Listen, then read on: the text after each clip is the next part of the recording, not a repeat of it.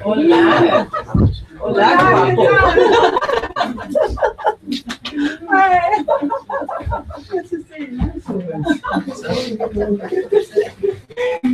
So you came back. You have been away.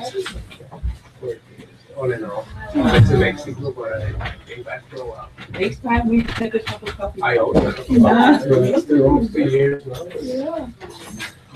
So, there's a big feeling. It's going to carry it back in the cold.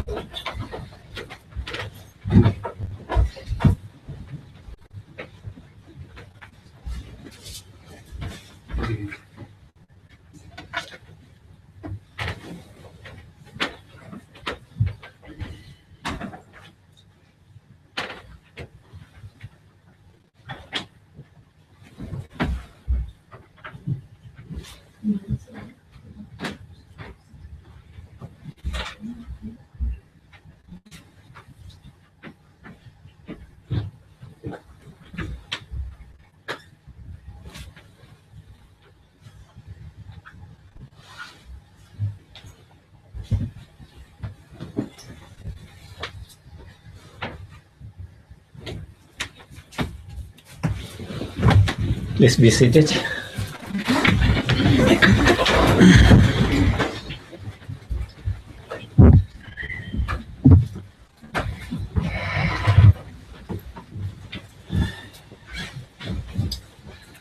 So welcome everyone, and welcome Geshe back to Denmark. We are very happy to have you back. I promised to make like a short introduction of Geshe. So he was born in 1967, I think, in Manang. Yeah. And Supposedly. yeah. And then from he was 9 years old, he went to Kopan Monastery and became a what's it called, junior monk, I guess. And then he has been studying at Sherab Monastery in India and a place called Yame Tantric College as well.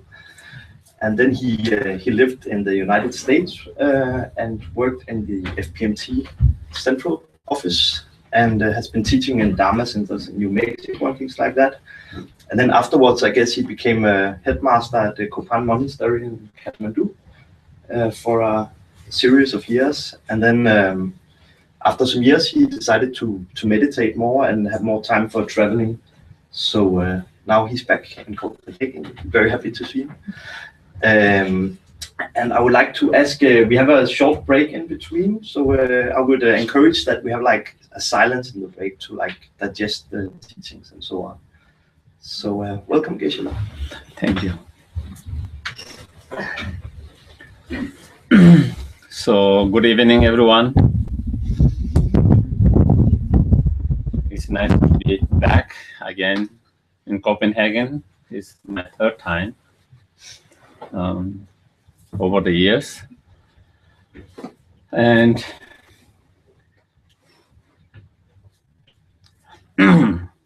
so, normally, I like to start with a few seconds or minutes of mindfulness meditations to bring our mind in present, in the moment, to just relax, just calm down our mind. And then after that, trying to generate or cultivate a good intention, motivations for being here. Because from this point of view, intention, right motivation or intention is critical and important in our meditation practice or in anything we do. If our motivation is correct, pure, right, everything we do become a positive. If our intention, motivation is incorrect or not pure, then no matter what we try to do, again, it just become more impure and not as pure. So, okay, so again, make yourself comfortable, just relax, physically, mentally.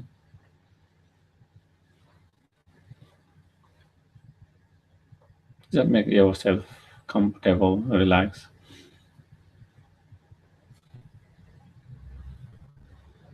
And just focus on your breath as you breathe in and out naturally, normally.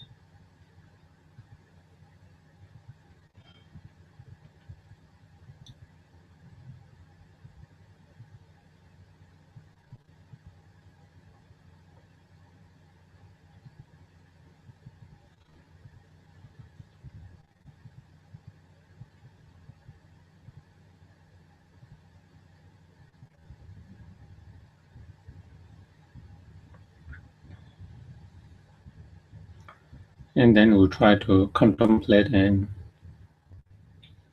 reflect how meaningful and helpful it would be if we can be able to help and contribute towards the peace and happiness of the world and all the sentient beings.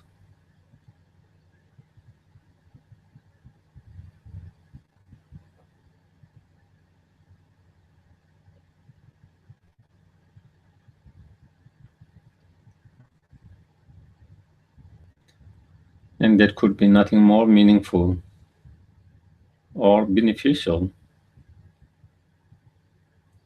or in our life than to be able to do that in some way, directly, indirectly, according to our capacity.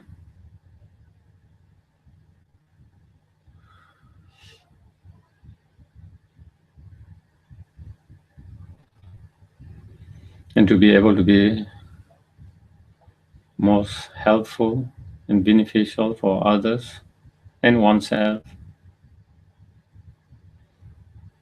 we need to have the right attitude, right state of mind,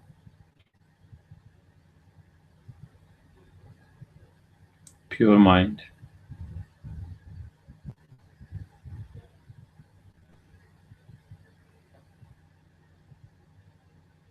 Such pure mind, right attitude and mind can be developed through meditation, contemplation, practices.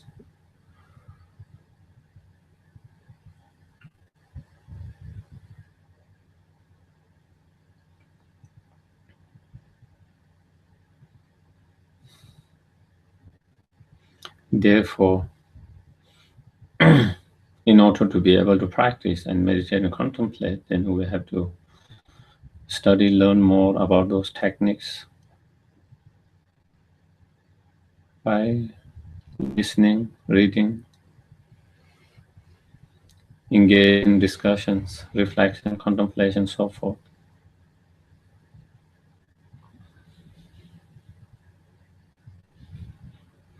So that motivation, intention that I'm going to listen, so that I can find something meaningful that I can take home, reflect and contemplate on that.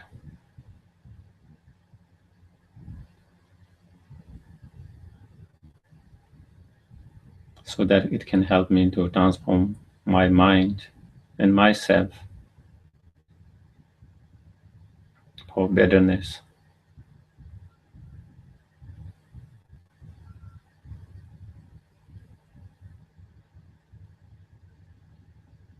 Then we recite the refuge and bodhisattva prayers 3 times together, which is, those who doesn't know, I think it's written here in Tibetan. So again, it means I take refuge to the Buddha, Dhamma, Sangha until I achieve fully enlightenment. Until I, and whatever practices that I do, such as the practice of generosity and so forth in here, listening and so forth, may I achieve enlightenment for the benefit of all sentient beings. Sangye Chödan Chogi Chonam La Chanchu Patu Dani Kyasu Che Dagi Jinso Gi Beso Namge Yola Tenche Sangye Drupa Sho Sangye Chödan Chogi Chonam La Chanchu Patu Dani Kyasu Che Dagi Jinso Gi Beso Namge Yola Tenche Sangye Drupa Sho Sangye Chödan Chogi Chonam La Chanchu Patu Dani Kyasu Che Dagi Jinso Gi Beso Namge Yola Tenche Sangye Drupa Sho.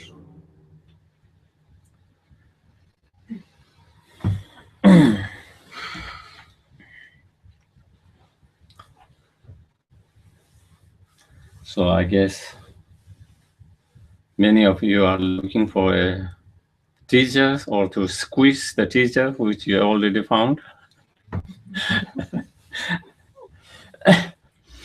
So today, the subject that we are going to discuss is quite important. From the fundamental, important, from the at least Buddhist practitioner point of view.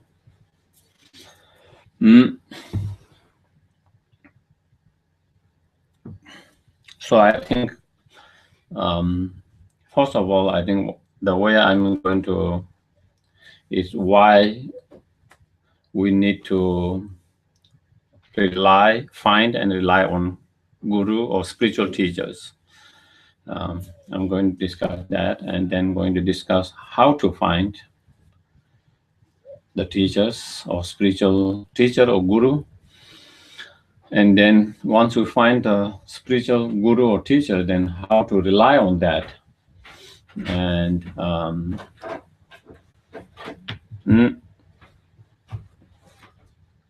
and then maybe we can also discuss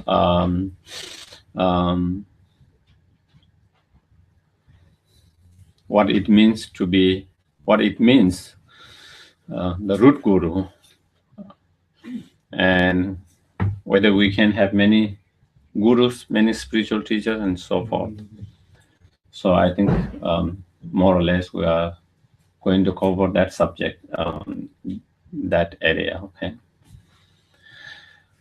First of all, I think it is necessary and important to have a spiritual teacher and guru in our life towards our spiritual journey, in our path.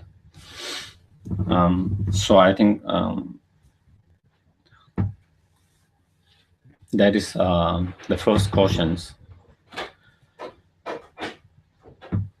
I think it is not so necessary and important if someone to have a spiritual guru or teachers if you are just exploring the path. Exploring the path,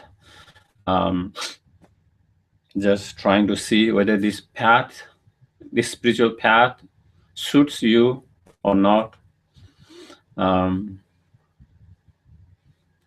or your mind, not when you are in process of exploring, trying to find. But once you have explored different spiritual path, and once you have taken this Buddhism as your spiritual path, and if you are really serious on that, serious in your practice, in your path, then I think it's important and necessary to have a spiritual guru and teacher. When you reach to that point, you are serious about your path, you're serious about this spiritual path, then it is important and necessary.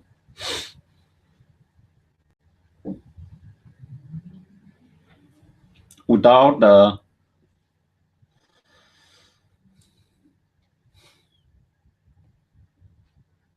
blessings and inspirations and the instructions, personal instructions from the spiritual master or gurus or teachers, is difficult to have any real transformations or any realizations. Definitely we can have understanding, knowledge about the whole path without depending on any spiritual guru, master, or teacher, just by reading, attending some of the teachings, discussions, so forth. One might have a good knowledge and quite good intellectual understanding of the whole subjects, about the whole practice, about the whole meditation, everything. But it can be very intellectual, very dry. And to transform that intellectual and dry understanding into experiential understanding and real transformations,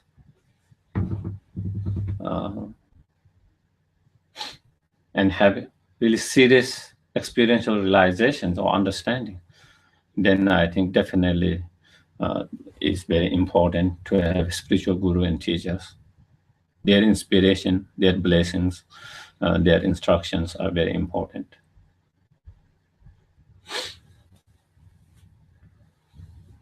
Mm.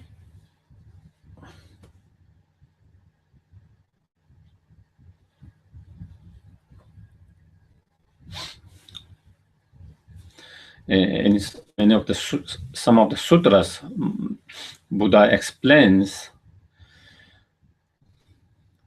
without a guru, there is no siddhis or accomplishment, which means spiritual realizations, spiritual experiential experiences.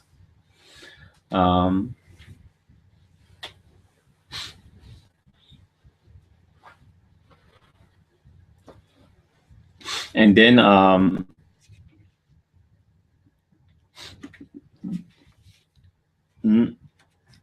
the great Tibetan master Lama Tsongkhapa, who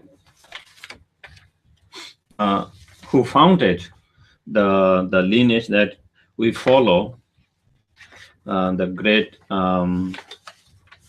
scholar, the great practitioner, master,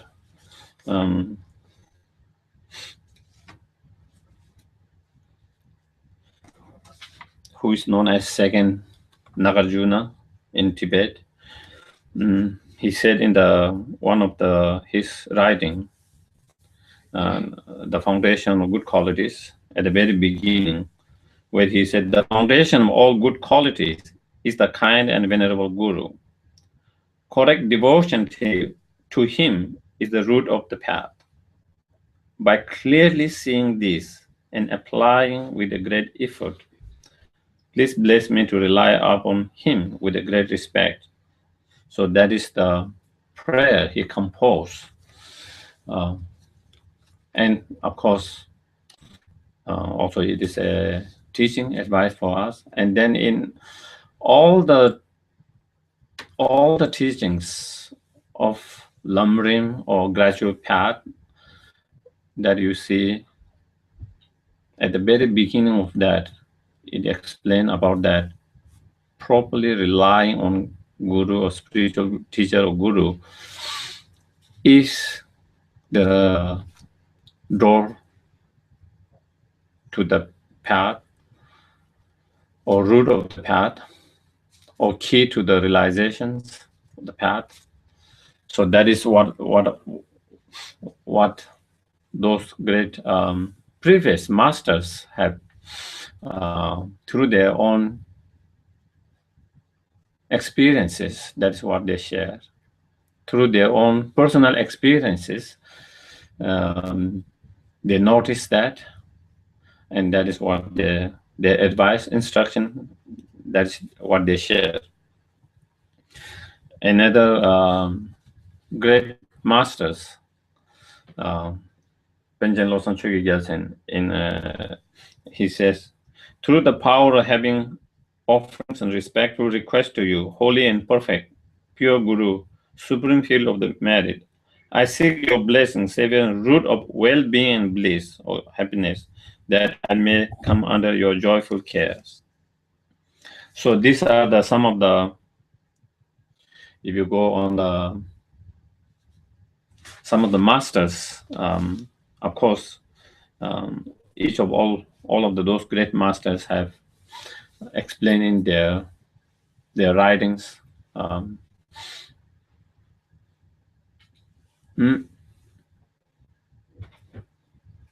And then I think I thought it was by His Holiness Dalai Lama.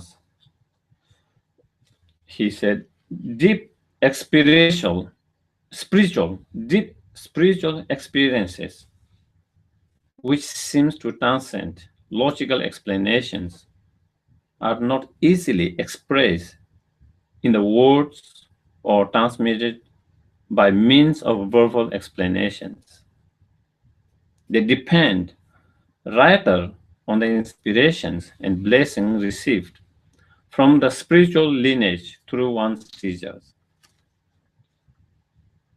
This is why in Buddhism, and particularly Vajrayana Buddhism, the practice of Guru Yoga, the union with the teacher's nature, is given such a great importance. Since the practice of Guru Yoga is so important, the qualities of the teacher himself are extremely important too. The qualities necessary for an authentic teacher were described in great details by Buddha himself in many sutras and tantras. So again, that is His Holiness Dalai Lama's that he wrote a foreword to one of the books, which is dedicated to one of his teachers, and so that is so. The present masters as well as previous masters, they all seem to kind of share same message, that it is important to have spiritual guru, teacher, master in order to have spiritual experiences or realization, whatever you call it, or inner transformations which come deep within us.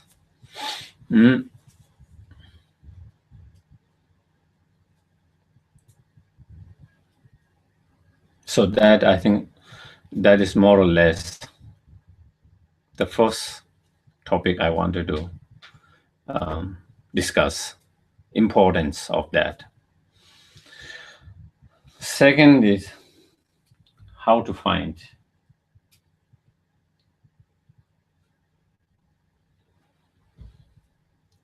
Where to find. How to find. When to find, as I said, when you are serious about this spiritual path, I think that's when you are. That is the time when you begin to search, investigate, and look for the teachers.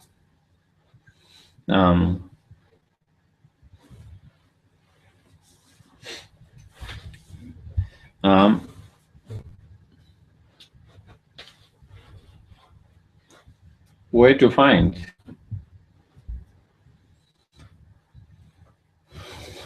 Within our world, maybe somewhere here, maybe somewhere far away.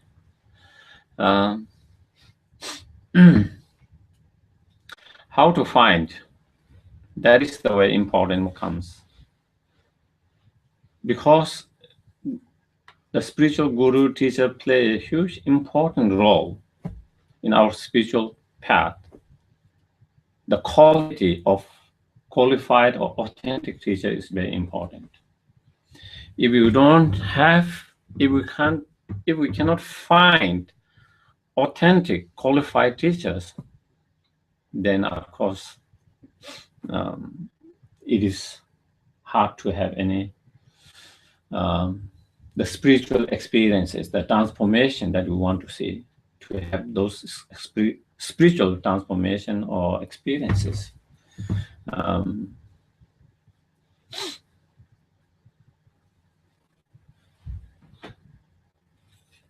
It is like if there is a perfume scented plant or flowers, let's say sandalwood, and if you put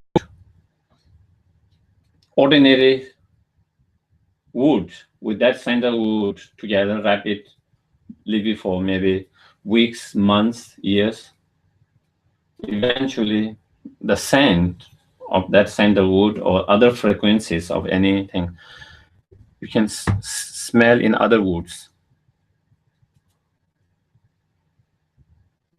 In the same way, that is how when we find the right, authentic, qualified gurus, teachers, just being around them, being near them, being around them can bring so much transformation in us through their inspirations, through their examples.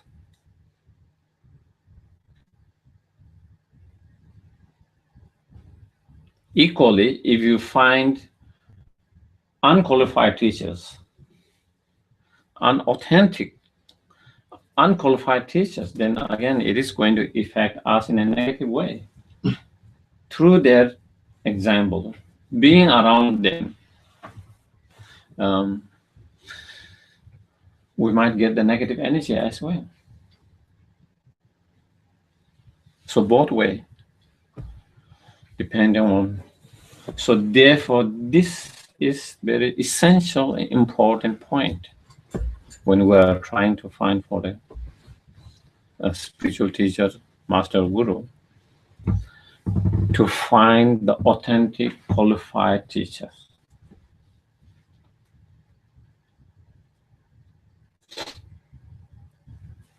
And in order to do that, of course, first we need to study, learn about those different qualifications and that has been described in the sutras, tantras, and other teachings and writings.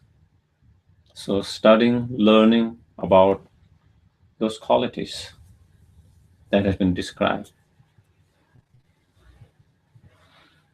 If it was just enough to have just the devotions to anyone without the qualities described in the sutra and tantras or teachings, then there was no reason for the Buddha to describe so details about the qualities that the qualified teachers require. He could have just said, you just develop devotions to anyone, any teachers, that would be enough. That wasn't the case. He described in very details what kind of qualification, what kind of things the teachers need to have to be a spiritual guru, spiritual master, spiritual teachers. And within the Buddhist teachings, of course, there are many different. One, Vinaya, which deal more with the disciplines, morality, lay vows, monks, nuns vows, different type of the vows. Basically, there is one level. Another level, Mahayana teachings.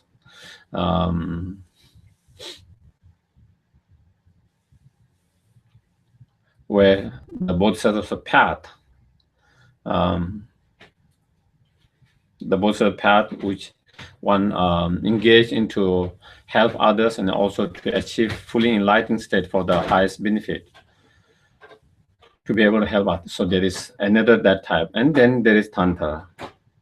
And within each of those different Vinaya, Mahayana, Tantra, there is clear mentioning or details what required to be teacher in Vinaya, what it required quality to be a Mahayana teacher, what required to be a Tantric teacher, and different qualities that it requires. Very clearly in those different. So within the, so yeah, I think I won't go. There is no need to go in details, and I think we will go in the mainly the qualities that describe in Mahayana teachings, because that is the basics and foundation also for the Tantra as well, and for all others practice. So in that, again, a bit different, there are many different qualities explained in many different sutras and many different Lamrim teaching and so forth. But one of the most common, which is kind of based on by all the Lamrim, is that from the materials, the ornament of the sutras, where they describe 10 qualities for a Mahayana teachers, gurus. Subdued by morality. So someone who is very subdued by the practice of morality, himself, herself practicing the morality.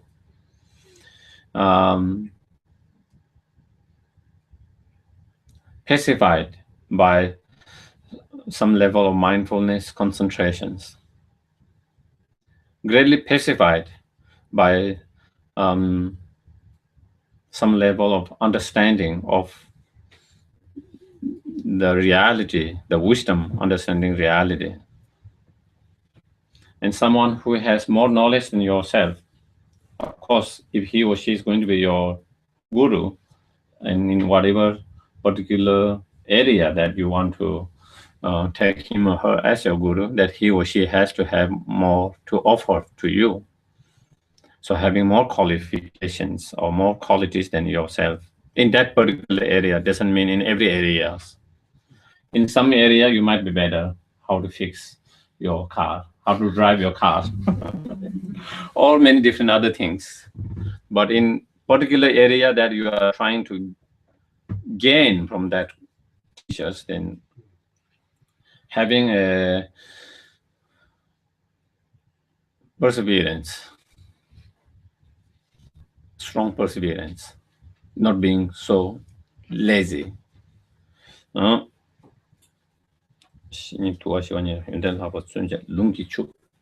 Having a reach in having all the instructions, all the oral transmissions of those teachings, having good knowledge of the scriptures, and not only having good knowledge of the scriptures, but having the transmissions, unbroken transmissions. And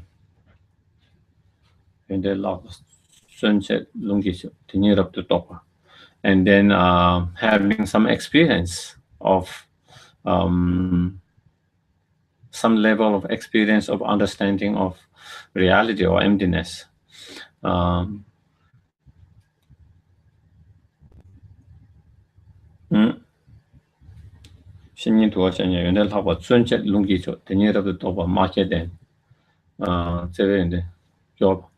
then who is expert in presenting, skillful and expert in presenting the subjects.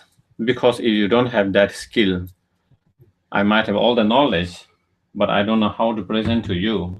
So therefore, the student or disciple cannot get it. So then there can be a kind of communication gap.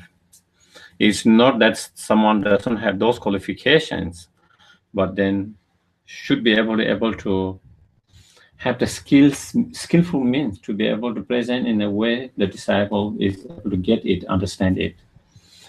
And then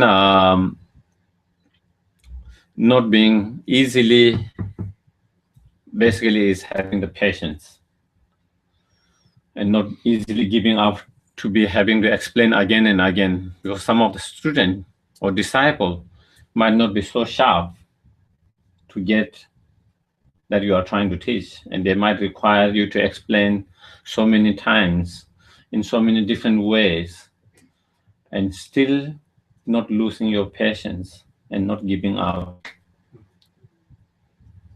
And then lastly and importantly, having compassion, bodhicitta.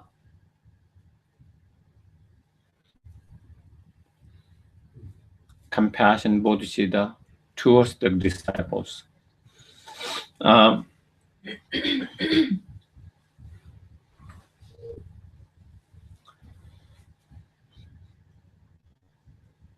If someone has true compassion, bodhicitta towards the disciple, then he or she is only going to benefit the disciple. There won't be any that way that he or she will misuse, exploit, abuse. But if you don't have that qualities, true compassion, true sense of care, concern, Bodhicitta towards disciples, and even someone might be very knowledgeable and very good at explaining things. But it is possible that he or she might misuse, exploit, abuse, as like human beings do most of the time to each others. And so therefore there is possibility of that as well. So therefore, in all the teachings, it says you have to look for that quality, mainly that qualities that the gurus or the teachers has true sense of concern to the disciples, students, true sense of compassion. So then there is no. So that is the qualities that require for the teachers. And so how to find is, once you have studied those different qualities required for the teachers or guru, then you investigate over the time with someone before you take him as her teachers, that whether they have those qualities or not. And if they feel that they have those qualities, then you can feel comfortable enough to take him or her as a guru, teachers. If you feel they don't have those qualities, then of course you have to be more cautious, more careful, give it time, or maybe you have to search somewhere else, someone else. But that is the important part. The first, knowing the qualities and investigating, analyzing it before someone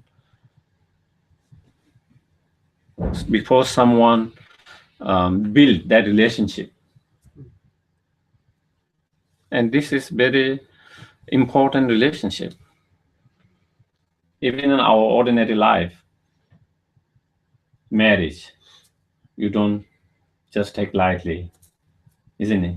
You really, people really think a lot about it. They give time enough because it is important. And this spiritual bondage or relationship is even much more important. It is a bondage, a relationship, not just one lifetime, many lifetimes, until you achieve your highest potential, the fully enlightened state. So therefore, definitely, we want to be much more cautious and careful in building up that relationship, because we don't want to build up relationship and then break up very easily, which could be very painful and devastating. Just like in our normal relationship, once we break up relationship, when we have divorce, it's a very painful process. It is a very painful process for both sides. And therefore also in this kind of spiritual bondage or relationship is similar. If we don't consider that beforehand, and we just kind of get into it and without really investigating and analyzing it, and then you find out something else, and then it can be very painful, devastating, very discouraging in your spiritual path, and all these things. It can have very negative consequences and impact. So therefore, this point is very important, and I think that is where His Holiness also mentioned very clearly that where he says, since the practice of Guru Yoga is so important, the qualities of the teacher himself are extremely important too. And so I think that is how to investigate, how to analyze So that is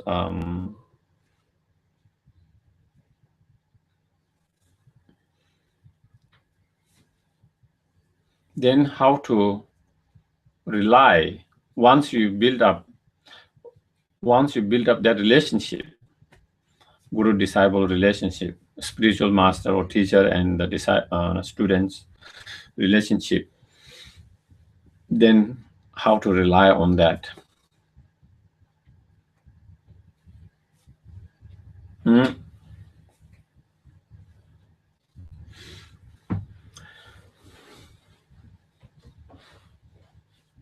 Relying in most of those teachings, they explain how to rely through our thoughts, mind, and how to rely with actions.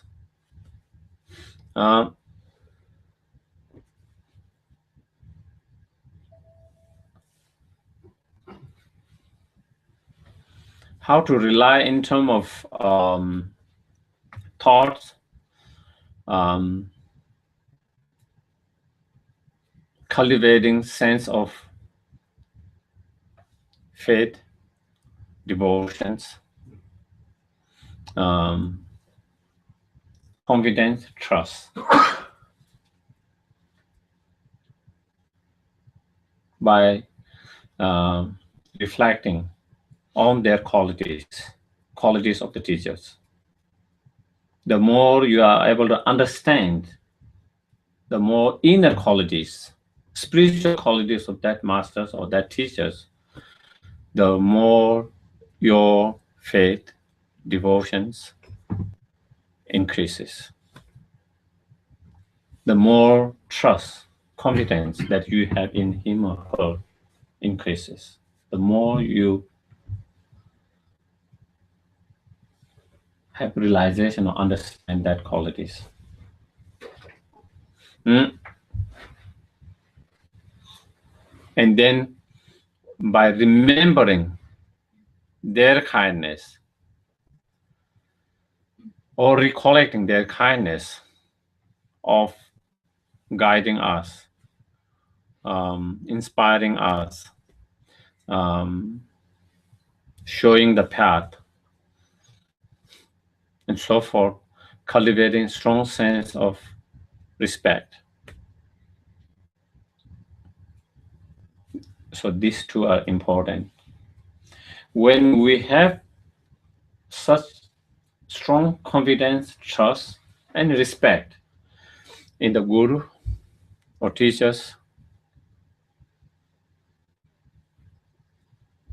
then we are able to get more. We receive more from them. It gets into our heart. When we don't have such respect and trust, confidence in the teachers, it comes here and it stays here. It doesn't go down. You get less. Our experience shows that. Our experience shows that.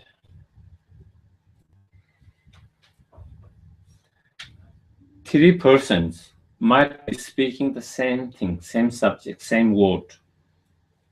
Okay? To one, you have incredible trust, confidence, and respect.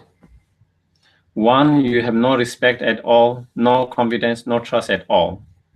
Another person, you have little bit of respect, little trust, but not so much. All three people are saying the same thing.